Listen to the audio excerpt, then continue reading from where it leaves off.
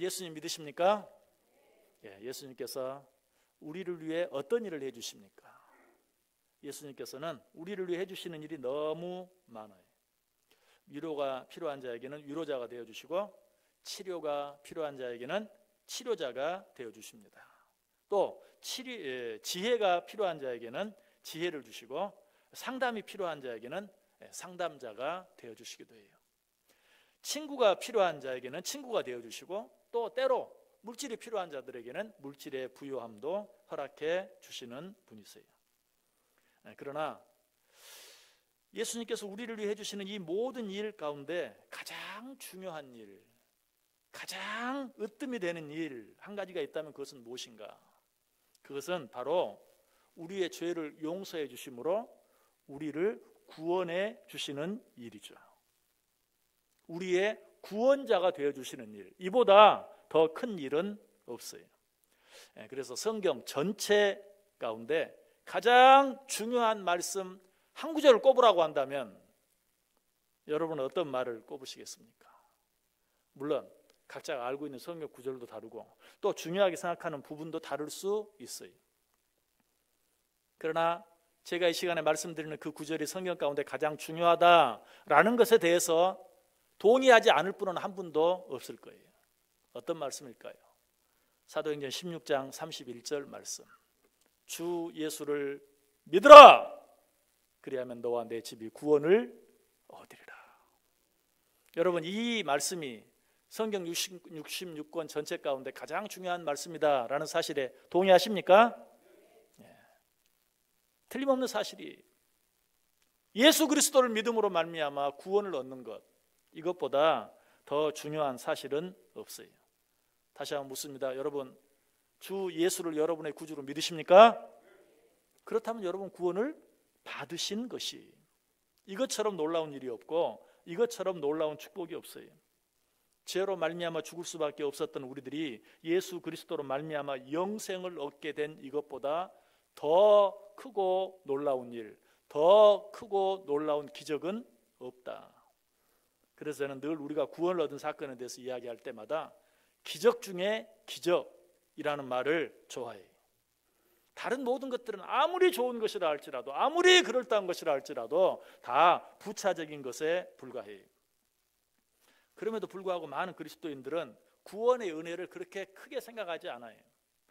구원의 은혜를 받은 것 때문에 기뻐하고 감사하고 찬양하기보다는 눈에 보이는 일시적인 어떤 축복을 받고 눈에 보이는 어떤 문제가 내 앞에서 해결되어지는 그것 때문에 잠시 기뻐하고 즐거워하다가 또 그 일이 사라져버리면 그 기쁨도 함께 사라져버리는 그런 삶을 살아가는 경향이 얼마나 많은지 몰라요. 왜 구원의 사건이 기적 중에 기적인가? 요한복음 5장 24절에 보면 내가 진실로 진실로 너희에게 이르노니 내 말을 듣고 또 나 보내신 이를 믿는 자는 영생을 얻었고 심판에 이르지 아니하나니 사망에서 생명으로 옮겼느니라. 사망에서 생명으로 옮겼다. 무슨 말이에요? 죽었다가 다시 살아났다. 생명을 잃었다가 다시 생명을 얻었다라는 말이. 얻을 것이다가 아니, 이미 얻었다. 얼마나 놀라운 사실이요 사건입니까? 에베소 2장 1절은 이 사실을 뭐라고 말해요? 그는 허물과 죄로 죽었던 너희를 살리셨도다 라고 말해요. 이것도 살릴 것이다가 아니, 내가 잘 보고 잘하면 살려줄게, 이게 아니, 살리셨도다. 예수 그리스도를 믿는 너희를 살려주셨다. 여러분 예수 그리스도를 믿는 그 순간에 여러분을 죽은 자 가운데서 다시 살려주셨다는 것이. 여러분 세상에서 일어나는 일 가운데서도 죽었다가 다시 살아나는 일보다 더 큰 기적은 없죠. 그런데 우리가 구원을 받은 사건은 이 세상에서 죽은 사람이 다시 살아난 것과도 또 다른, 그것과는 비교할 수 없는 그런 일이에요. 왜? 설령 어떤 사람이 이 세상에서 죽었다가 다시 살아났다. 병원 장례식장 안에 그 냉동관 안에서 누워있다가 다시 살아났다. 놀라운 일이죠. 그런 일 보셨습니까? 놀라운 일이죠. 그런 일이 있으면 신문에 나죠. 그런데 설령 그 일이 일어나고 그 일이 사실을 할지라도 그 사람은 어때요? 또 죽어요. 어떻게 보면 그 사람은 2번 죽는 거예요. 참 놀라운 일이긴 한데 그렇게 여러분 그러나 우리가 구원 얻은 일은 어때요? 영원히 죽을 수밖에 없는 자리에서 다시 살아났을 뿐만 아니라 다시 죽지 않는 영원한 생명을 얻는 영원한 구원을 받은 그런 사건이에요. 얼마나 놀랍습니까? 요한복음 11장 25절 26절에 그 사실을 잘 이야기해 주죠. 예수께서 이르시되 나는 부활이요 생명이니 나를 믿는 자는 죽어도 살겠고 무릇 살아서 나를 믿는 자는 영원히 죽지 아니하리니 이것을 내가 믿느냐? 라고 우리에게 말씀하고 있어요. 그러므로 하나님의 은혜로 구원을 얻은 사건이야말로 기적 중에 기적인 것입니다. 오늘 본문 우리가 읽지는 않았지만 오늘 본문 바로 앞에 있는 15절 말씀에 보면 우리들이 어떤 존재들이었는가? 죽음에 대한 공포로 인해서 일생을 그 죽음의 공포에 매여 종노릇하며 살아갈 수밖에 없는 자들이었다라고 말하고 있어요. 15절 보세요. 또 죽기를 무서워함으로 한평생 매여 종노릇하는 모든 자들을 놓아주려 하심이니. 자, 구원받기 이전에 우리의 모습을 뭐라고 말하고 있어요? 죽기를 무서워함으로 한평생 매여 종노릇하는 모든 자들. 우리가 그런 자들이었어요. 그러나 예수님께서는 어떻게? 우리와 똑같이 되어주셔서 우리 죄를 대속해 주심으로 허물과 죄로 죽었던 우리들을 살려주시고 사망에서 생명으로, 그것도 보통 생명이 아니라 영원한 생명으로 옮겨주셨다는 것이, 여러분 이것이 사실이고 이 사실을 내가 믿는다면 우리에게 염려할 일이 있습니까 없습니까? 걱정할 일이 있어요 없어요? 원망할 일이 있습니까 없습니까?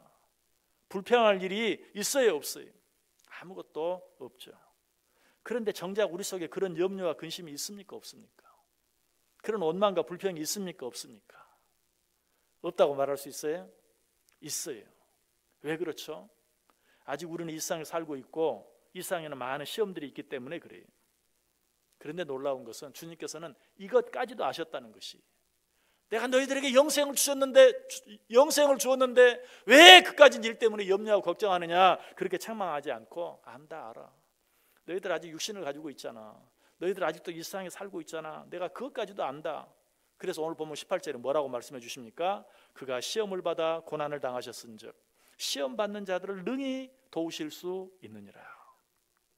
영원히 죽을 수밖에 없는 자리에서 우리를 다시 살려 주실 뿐만 아니라 영원한 생명을 주실 뿐만 아니라 그래도 너희들 염려하고 걱정하며 살지, 내가 안다. 아니 내가 이해한다. 그래서 내가 너희들이 당하는 모든 고통도 내가 친히 다 당하고 그로 말미암아서 그런 고통 가운데 있는 너희들을 내가 도와줄 것이다 라고 우리에게 말씀해 주고 있어요. 주님께서는 우리를 죄 가운데서 구원해 주신 것으로 이만하면 됐지 뭘 더 바라니, 너에게 영원한 생명을 줬는데, 그렇게 말하지 아니하고 우리가 이 세상을 떠나 하나님의 나라에 이르는 그 순간까지 너희들이 육신을 가지고 연약한 가운데 살고 있다는 것 알고, 너희들에게 위로가 필요할 때 내가 너희들을 위로해주고, 너희들에게 치료가 필요할 때는 치료도 해주고, 내가 너희들을 도와줘야 할 때는 내가 너희를 도와주기도 하고, 내가 너희들에게 상담이 필요할 때는 상담자가 되어주기도 하고, 너희들에게 친구가 필요할 때는 내가 친구가 되어주기도 하고, 내가 너희들과 항상 함께 해줄게 라고 말하고 있어요. 이것이 우리를 향한 주님의 사랑이고 이것이 우리를 향한 주님의 자비. 오늘 보면 17절 중간 부분 보면 이는 하나님의 일에 자비하고 신실한 대제사장이 되어. 여러분 여기 신실하다는 말이 무슨 말인 줄 아세요? 내가 시작한 일은 내가 끝낸다. 내가 시작한 일은 내가 마친다. 내가 너희들 구원하지 않았느냐? 내가 너희들과 끝까지 함께 해줄게. 내가 너희들 끝까지 도와줄게. 내가 여기까지 했는데 또 얼마나 더 하랴 라고 말하지 아니하고 내가 끝까지 책임져 줄게 라고 우리에게 말씀해 주고 있어요. 주님께서 우리를 구원해 주셨다 해도 우리는 아직 이 세상에 살고 있기 때문에 여전히 염려하고 두려워하며 살아갈 수밖에 없었는데, 주님이 우리를 구원해 주셨을 뿐만 아니라 지금도 우리 곁에서 우리와 함께 하시며 우리를 도와주고 계신다면 우리는 정말 이제 더 이상 염려할 일이 없고 걱정할 일이 없는 것이, 오늘 보면 그 이유를 두 가지로 설명해 주고 있어요. 그 첫 번째 이유가 17절에 나와 있습니다. 그러므로 그가 범사의 형제들과 같이 되심이 마땅하도다. 자, 그가 어떻게 되셨다고요? 범사에, 즉 모든 일에 우리들과 똑같이 되어 주셨기 때문에. 어떤 사람이 우리에 대해서 너무나 잘 알면 여러분 뭐라고 말합니까? 너 내 속에 들어갔다 나왔어? 이렇게 말하죠. 근데 우리 주님께서는 어떻게? 그냥 내 속에 들어왔다 나간 정도가 아니라 아예 나와 똑같이 되셨다는 것이. 그러니 나에 대해서 얼마나 잘 아시겠어요. 우리 주님께서는 몸에 있어서도 우리와 똑같이 되셔서 배고픔과 목마름을 다 경험하셨어요. 그래서 때로는 피곤하셔서 우물가에 주저앉기도 하시고 너무 피곤해서 배 안에서 고나게 주무시기도 하셨죠. 이지적인 면에서도 마찬가지, 우리와 똑같이 되셔서 그냥 하루아침에 모든 걸 다 아시는 게 아니라 가르침을 받음으로써 점점 더 그 키와 지혜가 자라감에 따라 점점 더 많은 것들을 점점 더 잘 아시게 되셨다라고 이야기하고 있어요. 감정적인 부분에 있어서도 우리와 똑같이 되셔서 기쁜 일 앞에서 기뻐하기도 하시고 슬픈 일 앞에서 슬퍼하기도 하시고 분노할 일 앞에서 분노하기도 하셨다는 것이, 이처럼 주님께서는 우리와 똑같이 되어주심으로 우리의 육신에 관한 것이나 이성에 관한 것이나 감정에 관한 것이나 모두 아세요. 무슨 말이라고요? 우리에 대해서 모두 아시기 때문에 우리에게 일어나는 모든 일에 있어서 우리를 능히 도와주실 수 있다는 것이, 여러분 기억하세요. 이 주님 앞에 내어놓지 못할 만큼 큰 일도 없고 이 주님 앞에 내어놓을 필요가 없을 만큼 작은 일도 없다는 사실, 또 주님께서 해결해 줄 필요가 없을 만큼 작은 일도 없고 주님께서 해결해 줄 수 없을 만큼 큰 일도 없다는 사실이에요. 어떤 일이든지 크든 작든 주님 앞에 내어놓기만 하면 나와 똑같이 되어주신 주님께서 그 모든 문제들을 친히 해결해 주신다. 자, 그런데 이것 말고도 주님께서 우리를 도와주신다면 우리가 염려하고 걱정할 필요가 없는 또 한 가지 놀라운 이유가 있어요. 자, 18절 보세요. 그가 시험을 받아 고난을 당하셨은즉 시험 받는 자들을 능히 도우실 수 있느니라. 아무리 우리가 육신적으로나 이성적으로나 또 감정적으로 똑같다 할지라도 우리가 당한 일을 직접 당해보지 않은 사람이라면, 나와 똑같은 몸을 갖고 나와 똑같은 이성을 가지고 나와 똑같은 감정을 갖고 있다 할지라도 내가 당한 일을 다 겪어보지 않았다면 우리를 다 이해할 수 없죠. 또 우리를 도와줄 수 없죠. 똑같은 인간이라도 고생을 해본 사람과 해보지 않은 사람은 정말 달라요. 고생을 해보지 않은 사람은 고생을 해본 사람을 이해할 수 없죠. 그런데 주님은 우리와 똑같이 되셨을 뿐만 아니라 우리가 당하는 모든 일을 직접 다 당해 보셨다, 경험하셨다. 히브리서 4장 15절이 말하죠. 우리에게 있는 대제사장은 우리의 연약함을 동정하지 못하실 리가 아니요 모든 일에 우리와 똑같이 시험을 받으시니로되 죄는 없으시니라. 모든 일에 우리와 똑같이 시험을 받으셨다 라고 말하고 있어요. 우리가 죄 짓는 것, 그것만 똑같이 안 해보시고 다른 것은, 우리가 당하는 모든 일은 다 당해보셨다라고 말하고 있어요. 주님께서는 우리가 당하는 모든 일을 친히 똑같이 당하셨어요. 그래서 우리가 당하는 모든 일을 주님은 아시고 이해하실 뿐만 아니라 능히 도우실 수 있는 것이, 어떤 사람의 자녀가 죽었다고 가정해 보세요. 세상에 참 위로하지 못할 일이 많이 있지만 그 일처럼 위로하기 힘든 일이 없어요. 우리가 아무리 위로하려고 해도 똑같은 일을 당해보지 않은 사람은 그 사람을 절대로 위로할 수 없어요. 그 사람은 누구만 위로할 수 있어요? 똑같은 일을 당해본 사람만. 그 일을 당해본 사람은 또 굳이 무슨 말로 위로하지 않아도 돼요. 그냥 그 사람 옆에 있어주기만 해도 그 사람이 위로를 받아요. 그냥 이렇게 등에 손만 한번 올려줘도, 손만 한번 꼭 잡아줘도 위로가 돼요. 그러나 그 일을 당해보지 않은 사람은 온갖 일을 다 해도 그 사람에게 위로가 되지 않는 것이, 주님은 어떻게? 우리가 당한 모든 일들을 다 당해보셨다. 그렇기 때문에 그분은 우리를 능히 위로할 수 있고 능히 도우실 수 있다는 것이, 뿐만 아니라 주님께서는 우리가 당한 모든 일을 당해보셨기에 내가 어떤 고통을 당할 때 똑같은 고통을 느끼세요. 여러분, 바울이 회심하기 전에 예수 믿는 사람들을 핍박했죠. 그 가운데 대표적인 일이 스데반 집사를 잡아 죽인 일 아닙니까? 그런데 그런 사울을 향해서 예수님께서 뭐라고 말씀하십니까? 너 왜 성도들을 그렇게 핍박하느냐 이렇게 말했습니까? 그렇게 말하지 않죠. 뭐라고 말해요? 너 왜 나를 핍박하느냐 라고 말해요. 무슨 말이에요? 바울 되기 전 사울이었을 때 예수 믿는 자들을 핍박하는 그 일, 그래서 예수 믿는 자들이 당하는 고통이 예수님께도 똑같이 느껴졌기 때문에 사울을 향해, 예수 믿는 자들을 핍박하는 사울을 향해 너 왜 성도들을 핍박하느냐, 너 왜 내 자녀들을 핍박하느냐 그렇게 말하지 않냐고, 너 왜 나를 핍박하느냐 라고 말한 것이, 왜? 당신의 자녀들, 우리들이 느끼는 고통을 그도 똑같이 느끼고 있기 때문에 그렇게 말씀하시는 것이, 예수님께서는 이처럼 우리가 당하는 고통을 자신이 당하는 고통으로 똑같이 느끼세요. 그렇기 때문에 일상에서 수많은 고통으로 인해 신음하는 우리를 능히 도와주실 수 있는 것이. 그래서 오늘 히브리서 기자도 뭐라고 말해요? 자기가 시험을 받아 고난을 당하셨은즉 시험 받는 자들을 능히 도우시느니라. 믿으십니까? 믿으십니까? 아직도 이 사실을 믿지 못하는 자들을 향해서 성경이 우리에게 뭐라고 말하는 줄 아세요? 마태복음 9장 28절에 보면 내가 능히 이 일 할 줄을 믿느냐? 여러분에게 묻는다면 뭐라고 대답하시겠어요? 또 창세기 18장 14절에서는 여호와께 능하지 못한 일이 있겠느냐?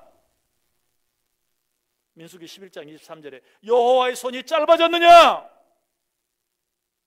예레미야 32장 27절에 내게 할 수 없는 일이 있겠느냐? 여러분, 이 질문에 여러분 마음속으로 한번 대답해 보세요. 그리고 이 질문에 주여, 주님께 하실 수 없는 일은 없습니다.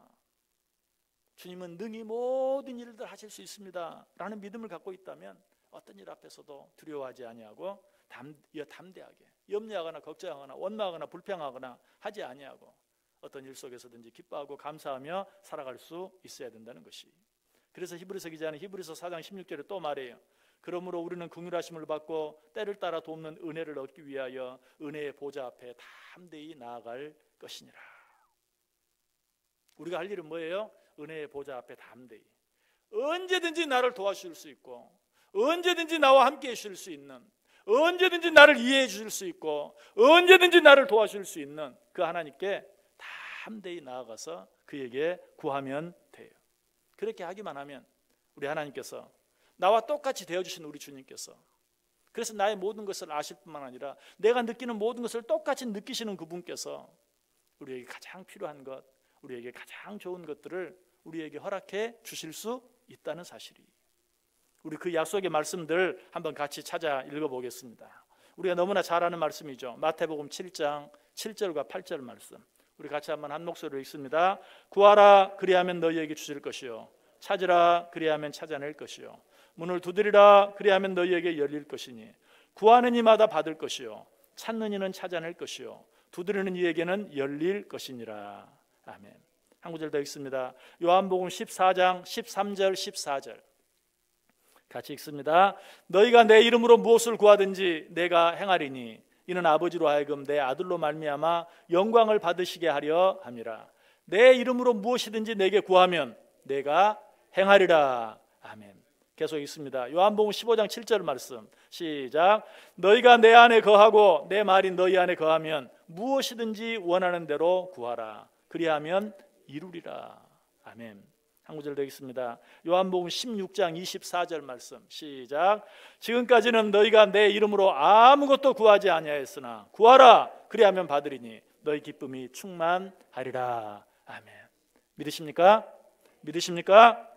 믿으신다면 지금 여러분 마음속에 있는 염려, 근심, 걱정, 오늘 이 자리에 나와왔으니까 하나님께 기도로 다 아뢰고 어떻게 평안히 기뻐하며 감사하며 찬송하며 사실 수 있기를 바래요. 그래서 사도 바울이 뭐라고 말해요? 항상 기뻐하라, 쉬지 말고 기도하라, 범사에 감사하라. 이는 그리스도 예수 안에서 너희를 향하신 하나님의 뜻이니라. 이 예수 그리스도를 믿는 저와 여러분, 이 시간 이후에 항상 기뻐하며 또 어려운 문제가 있으면 하나님 앞에 다 기도로 아뢰고 범사에 감사하며 살아갈 수 있는 우리 모두 될 수 있기를 주님의 이름으로 간절히 축복합니다.